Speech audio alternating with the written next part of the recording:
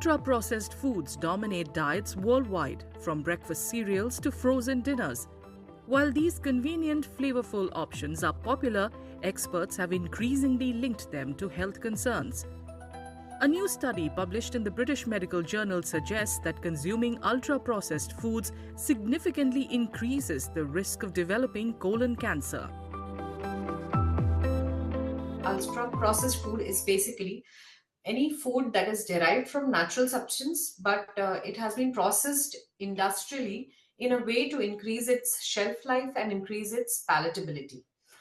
In our day-to-day lives, we are using different kinds of breads, bakery product, the flavored milk that we take, the flavored frozen yogurts that we are taking, also the frozen food, the pizzas, the kind of biscuits that we are taking and chips, they all fall into the category of ultra processed food. According to experts, ultra-processed foods contain refined ingredients, additives, and artificial substances that enhance their taste but are low in nutrients. Studies have shown their consumption is linked to chronic inflammation, a key factor in cancer development. The pathogenesis of colonic cancer lies mainly with the presence of chronic inflammation in the colonic tract. The presence of this kind of food for a long time, it leads to the development of colon cancer. Now, what is the mechanism behind that is that all this ultra processed food is basically very poor nutritionally. They have low fiber intake, they have very high levels of fat, especially these saturated fats. They have very high levels of sugar, they have very high level of salt, they have low levels of vitamins and minerals, which should actually have a protective effect on the gut.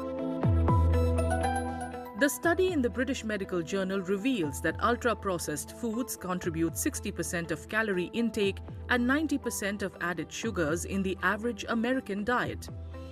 Consumption of ultra-processed foods is also on the rise in India, raising concerns among health professionals.